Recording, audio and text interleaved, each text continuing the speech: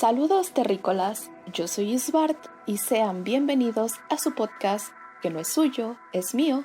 Recuerden que me pueden escuchar en YouTube, Spotify y Google Podcast. También no se les olvide darle like y compartirlo con sus amigues. Y el día de hoy, en El Alien Dice, les contaré sobre Jerry Brudos, el asesino fetichista, amante de los tacones y la ropa interior femenina. Y como lo pudieron ver en el título, esta es la primera parte. El 10 de mayo de 1969, en Portland, Oregón, Estados Unidos, un pescador pudo observar desde el puente Bundy algo que flotaba sobre el río Long Tom. En primera instancia, pensó que se trataba de un paquete. Bajó hacia la orilla para poder observar con mayor detalle y vio que no se trataba de un paquete, sino de un cadáver, el cual estaba muy hinchado e incluso todavía llevaba puesto un abrigo. Cuando los agentes llegaron para investigar la escena, notaron que se trataba del cuerpo de una mujer, la cual se le había atado una caja de cambios o caja de velocidades. Esta pieza de metal pesaba tanto como el propio cadáver. El forense William Brady estimó que el cuerpo llevaba alrededor de 2 semanas en el agua. La causa de muerte había sido por estrangulación con una especie de ligadura. Lo que fue imposible de determinar por el tiempo que llevaba en el río fue si la víctima había sido violada. Además, el cuerpo presentaba 2 extrañas heridas. A unos pocos centímetros debajo de cada axila, el cuerpo mostraba lo que parecía ser un pinchazo de una aguja gruesa, y alrededor del puntito la piel estaba chamuscada. Yo nada más aquí les digo que tengan esto muy en cuenta para el futuro. La identificación del cuerpo resultó sencilla. Pertenecía a Linda Sully, de 22 años, quien había desaparecido justo 2 semanas atrás, el 23 de abril. Nunca nadie la volvió a ver tras salir de su trabajo. Ese día por la tarde tenía una cita con un amigo suyo, un socorrista, en la piscina donde éste trabajaba. Linda dejó estacionado su coche en un estacionamiento subterráneo cercano a la piscina. La policía lo encontró allí intacto días más tarde. Los buceadores de la policía pasaron 2 días buscando pistas en el río, cuando, en la mañana del 12 de mayo, uno de los hombres encontró un segundo cuerpo, a tan solo 20 metros del lugar donde había sido recuperado el cadáver de Linda. Al igual que con el cuerpo de Linda, este nuevo cadáver tenía atado otra pesada pieza de automóvil. Se trataba de la cabeza de un cilindro. El forense determinó que llevaba sumergido alrededor de 2 meses.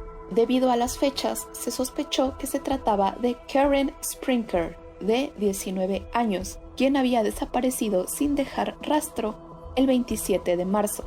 Se avisó inmediatamente a sus padres para que confirmaran la identificación. Karen iba a reunirse con su madre para comer, pero nunca llegó a la cita. Su coche también fue localizado en un estacionamiento cerrado y en perfectas condiciones. Aquí ya estamos viendo un cierto patrón, y lo que yo pienso súper perspicaz, ya saben, es que debido a que los coches fueron encontrados estacionados en perfectas condiciones, sin, no sé, intento de robo, abolladuras, no lo sé, me hace pensar que las víctimas fueron atacadas cuando se dirigían hacia su destino o cuando intentaron regresar a su auto. Probablemente ahí fueron interceptadas por el sospechoso, por el asesino, y no lo sé, probablemente fueron convencidas de ir a algún lado, amenazadas, o no lo sé, todavía no lo sabemos, pero lo vamos a descubrir. Quédense. Por favor. El cadáver de Karen estaba vestido. Presentaba notorios cortes en el pecho, y aquí también voy a hacer un breve paréntesis. Más adelante entenderán por qué me hago este cuestionamiento, pero aquí no se menciona si estos cortes en el pecho fueron, o sea, literal en el pechito, o mutilaron sus senos. Y ahora, ¿qué tan mutilados estaban? ¿Fueron simples, no sé, rasguños, cortaduras, o eran heridas muchísimo más profundas? Que, por ejemplo, tan profundas que posiblemente hayan mutilado por completo el seno o los senos, no sabemos, porque pues en ningún lado decían y pues es una incógnita. Nuevamente más adelante entenderán por qué estoy cuestionando esto, o más que nada es como mi duda que en qué condiciones encontraron el pecho de Karen. Y, al igual que Linda, la causa de muerte fue por estrangulamiento con una ligadura. Linda y Karen eran dos de una docena de chicas que habían desaparecido en Oregon durante los últimos 2 años. Antes del hallazgo del primer cadáver en el río Long Tom, se había recuperado el cadáver de Stephanie Vilko, de 16 años. Desapareció en julio de 1968. El cuerpo fue encontrado en la orilla de un riachuelo. Y aquí nuevamente les digo, yo ando bien perspicaz en este caso. Tengo muchas dudas, muchos cuestionamientos y muy pocas respuestas. Pero aquí no se mencionó que este cuerpo tuviera algo atado como los 2 cuerpos anteriores, algo pesado, lo que me hace pensar 2 cosas. O el asesino no es el mismo, probablemente Stephanie se ahogó o no sabemos, o también la otra posibilidad de que al ser este el primer asesinato, vamos a llamarlo así como el primer asesinato, el individuo, el asesino probablemente no sabía que el cadáver iba a flotar o tarde o temprano iba a llegar a la orilla y por ende como que aprendió de ese error y pues ya con los demás cadáveres pues optó por la idea de atarlos con algo pesado, con estas partes del automóvil, así que pues no sé cuál de estas 2 teorías puedan ser ciertas. Igual se me hizo interesante mencionar esto porque pues no sabemos si Jerry asesinó a Stephanie o como les digo, la huerca se ahogó ahí en el río toda meca, no sabemos. Pero ok, continuamos. Otras 2 desapariciones mostraban un terrorífico parecido a los casos de Linda y Karen. Por un lado, estaba el caso de una vendedora de enciclopedias, Linda Slawson, de 19 años, que desde el 26 de enero de 1968 jamás regresó a su hogar. Y por el otro lado, estaba el caso de Jean Whitney, de 23 años, quien desapareció el 26 de noviembre de 1968 entre Eugene, Oregon y McMinnville al sur de Portland. La policía encontró su auto estacionado y averiado en el arcén de la autopista, o sea, a un ladito. El oficial encargado de la investigación fue el detective Jim Stovall. Aunque tenía los cuerpos, seguía sin pistas sobre la identidad del asesino. Solo tenía simples suposiciones, así como yo. Somos tan parecidos, tan inteligentes, tan perspicaces. Bueno, miren, si yo no me echo porras, nadie lo va a hacer. Amor propio, recuerden eso, terrícolas. Tengan fe en ustedes mismos. Ustedes pueden, mamonas.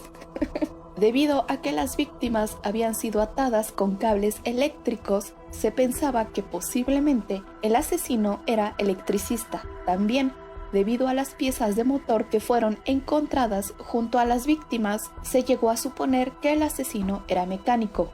El detective Jim decidió empezar a investigar en el campus universitario de Corvallis, ciudad de Oregon. En este campus estudiaba Karen. Jim se instaló junto con su ayudante Jim Dougherty en una habitación y comenzaron a interrogar a todas las chicas de la universidad. Posteriormente, descubrieron que un hombre había estado llamando a las estudiantes. Preguntaba por una chica y cuando ésta accedía a hablar con él, el hombre se presentaba como un veterano de Vietnam y un psíquico. Al final, siempre intentaba convencer a la estudiante de tener una cita, y cuando alguna de las mujeres se negaba, el individuo enfurecía al instante. El interés por este hombre aumentó cuando los investigadores descubrieron que una de las muchachas que habitaba el campus había accedido a salir con el supuesto veterano. La estudiante lo describió como un tipo gordo, pasado de los 30 años, de cara redonda, pecosa y unos ojos pequeños, como si fuera asiático, con una expresión poco agradable y con una mirada pícara e inquietante. Durante la cita, que a lo que yo entendí, se quedaron de ver dentro del campus, así que no había como que tanto peligro, y la chica cuenta que hablaron durante un buen rato. pero que seguía teniendo la sensación de que el tipo era un poco raro. Dicha sensación incrementó cuando él le puso una mano en el hombro y le dijo: abro una cita, procura estar triste. Se cierra la cita, a lo que ella le preguntó el por qué debería estarlo, y el hombre le dijo lo siguiente: se abre otra cita, piensa en los dos cuerpos de las chicas que acaban de encontrar en el río. Se cierra la cita. No, también la morra bien perspicaz. Si ya te da miedo de entrada el físico, pues es como, güey, sácate de ahí, vete, déjalo. No tienes por qué seguir estando con él o hablando con él, qué miedo. Y ahora, aparte, si te dice esto, no seas mamón, qué pedo, qué perro miedo. Cuando se despidieron, el veterano le pidió que lo acompañara a dar un paseo en auto. La joven se negó y este le hizo un último comentario. Abro una cita. ¿Cómo sabes que no te voy a llevar al río para estrangularte?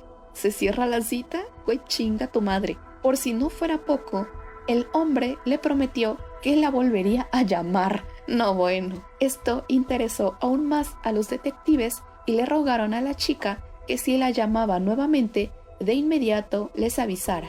Una semana más tarde, el 25 de mayo, los detectives recibieron la llamada que tanto esperaban. La estudiante les avisó que había acordado de verse con el veterano, que iría a verla, y ella le dio el pretexto de que saldría en una hora porque se iba a lavar el pelo. Esto como excusa para que los detectives llegaran a tiempo. El pinche gordo, no es gordofobia, entró a la sala de la residencia de estudiantes de Callahan Hall. Dos hombres vestidos de civil se le acercaron y le mostraron sus insignias. Esto no sorprendió al hombre, el cual se identificó como Jerry Brudos. Vivía en Salem, pero estaba en Corvallis porque trabajaba como electricista. Ya que los oficiales no podían arrestarlo debido a que no había cometido ningún delito y tampoco podían someterlo a interrogatorio, se limitaron a acompañarlo a la salida del campus. Órale, a chingar a su madre de aquí, sáquese perro.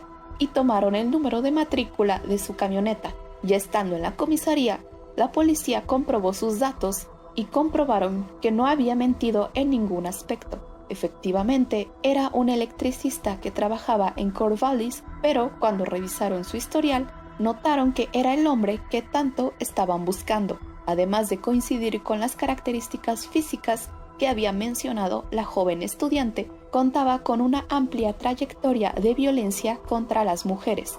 Además, gracias a sus desviaciones sexuales, fue enviado al Hospital Estatal de Oregon para observación médica y a los 9 meses le dieron de alta. También se le ordenó cumplir con el servicio militar, pero fue dado de baja a causa de extrañas alucinaciones que sufría con frecuencia. Otro dato muy sospechoso era que vivía en el mismo distrito de Portland cuando desapareció Linda Slauson.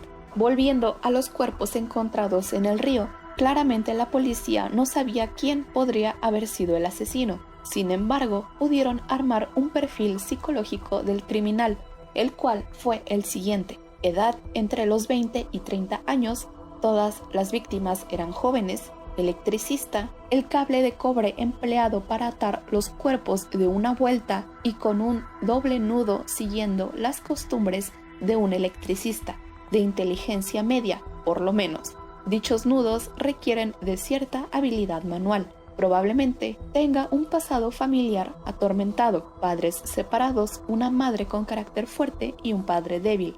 La profanación y mutilación de los cuerpos femeninos es indicio de un latente odio hacia su madre. Seguramente cuenta con un largo historial de comportamiento antisocial. No practica deportes que implican el contacto físico. Las mujeres están estranguladas, pero no les ha pegado. Sin trabajo regular asalariado, las horas de desaparición de las chicas durante el día son poco habituales. Los agentes también habían acertado en la cuestión familiar, ya que tiempo después se supo que la madre de Jerry lo había tratado siempre con dureza. Por consiguiente, Jerry trató de la misma manera a su pequeña hija Megan. También vivía con su esposa, la cual siempre se mostraba dócil, y él era el hombre de la casa, la máxima autoridad. Dicho matrimonio estaba a punto de disolverse mucho antes de la detención. De hecho, la mujer pasaba largos periodos fuera del hogar, En cuanto a las desviaciones sexuales que Jerry presenta, se dice que muchos criminales violentos son simplemente unos oportunistas. Si se presenta la ocasión, tratarán de abusar sexualmente de la víctima, pero no dedican toda su vida y su energía a obtener un determinado placer sexual. Sin embargo, las personas que sufren desórdenes psicosexuales pueden llegar a ser dominadas totalmente por este irrefrenable deseo. Un ejemplo de esto fue Richard Turner, encarcelado en 1976 por violar a 2 adolescentes. En resumen, un vigilante de la cárcel llegó a convencerse de que se trataba de un buen chico, de que era inocente e insistió en que el sheriff le dejara libre unas horas para que tuviera un descanso. Al amanecer del día siguiente, este buen chico había asesinado al empleado de la penitenciaría, a su mujer, a sus 2 hijas y a su hijo recién nacido. Además, le dio tiempo de violar a 3 mujeres y por último cometió suicidio. La violenta obsesión de Richard Turner era tan poderosa que superaba cualquier otro impulso vital, incluso el de la propia supervivencia. El detective Jim Stovall decidió investigar más a fondo a Jerry y lo visitó en su casa en Salem. Estuvo conversando con él dentro del garage, mientras que el otro detective, Jerry Frazier, en busca de pistas, encontró unos trozos de cuerda que estaban tirados sobre una mesa y notó un gancho que había en el techo. Una de esas cuerdas estaba anudada. Dicho nudo era idéntico al que ataba a las víctimas encontradas en el río. Jim estaba convencido de que Jerry era el hombre que tanto estaban buscando. Todo encajaba. Trabajaba como electricista, era mecánico, había desempeñado su oficio en Lebanon, Oregon, muy cerca del sitio donde fue encontrado el vehículo de Jan Whitney, y vivió cerca del lugar donde desapareció Karen, en Salem. Además, existía otra prueba que incriminaba a Jerry. El 22 de abril, una chica de 15 años que corría hacia su colegio pasó cerca de las vías del tren y fue acosada por un tipo gordo y pecoso que la amenazó con una pistola. La chica consiguió zafarse y más tarde logró identificar al hombre. Obviamente se trataba de Jerry. Lo reconoció por una fotografía que le mostraron los detectives. Y aquí nuevamente voy a hacer un pequeño paréntesis. Desde un principio, este caso me recordó muchísimo a la película de The Little Things. ¿Se acuerdan que en algún otro episodio ya les había recomendado esta película, que va más o menos de lo mismo? Si la vieron, pues me van a entender, y si no, pues no se preocupen. Pero ciertas partes se parecen muchísimo, y sobre todo esto último que mencioné de la chica que logró zafarse y librarse de Jerry me recordó a, creo que en el principio de la película sucede esta escena de que el asesino no logra secuestrar a una chica y pues esta se escapa, y posteriormente, una vez que empiezan a interrogar al asesino, a Jared, no me acuerdo cuál es el nombre del personaje, pero pues es Jared Leto, lo detienen, lo van a interrogar, obviamente ya está en la comisaría, y cuando se dirige, creo que hacia el interrogatorio ya detenido, algo así, está esta morra, lo ve y como que algo hace clic, y pues obviamente sospecha que se trata de este güey, el vato que intentó secuestrarla, y pues igual le muestran fotos, les comenta que pues estaba oscuro, que no lo vio muy bien, pero creo que son las botas, nota como cierta similitud en las botas o en los pies, algo así, y pues obviamente esto incrementa las sospechas hacia el presunto asesino. Les repito, si no han visto la película, en verdad es muy buena, o al menos a mí me gustó mucho. Si de igual manera les interesan estos temas, me imagino que sí, pues por algo están escuchándome. La película es una muy buena opción para cuando no tienen qué hacer. Y volviendo al caso de Jerry, Jim seguía insatisfecho con las pruebas. Estaba convencido de que aún necesitaba más para poder incriminarlo por completo, y que no tuviera la oportunidad de salir libre tan fácilmente. Mientras Jim se dirigía hacia la casa de Jerry, recibió un aviso por la radio. El sospechoso y su familia habían abandonado el pueblo e iban en dirección a Portland. En pocas horas, la policía detuvo la camioneta del sospechoso, el cual sorpresivamente no se encontraba al volante, sino que se encontraba en la parte trasera, escondido bajo una sábana. Les digo, bien perspicaz este vato también. No, hombre.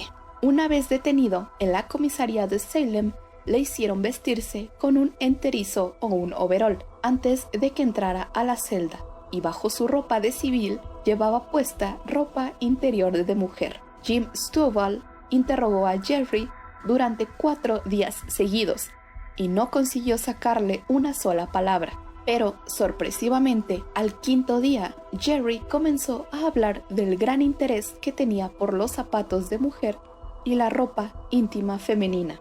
Y lamento decirles que hasta aquí llega la primera parte. Si todo esto les pareció interesante, la segunda parte va a estar aún mejor, aún peor en cuanto a descripciones, detalles. Van a escuchar las confesiones de Jerry, detalles innecesarios, pero les repito, va a estar muchísimo más interesante, así que espérenlo. Y pues nada, hasta aquí el episodio del día de hoy. Les agradezco por escucharme. Recuerden darle like, comentar, compartir, suscribirse y activar la campanita de notificaciones en YouTube, seguir el podcast en Spotify, Pushka, Google Podcast, Deezer y Amazon Music.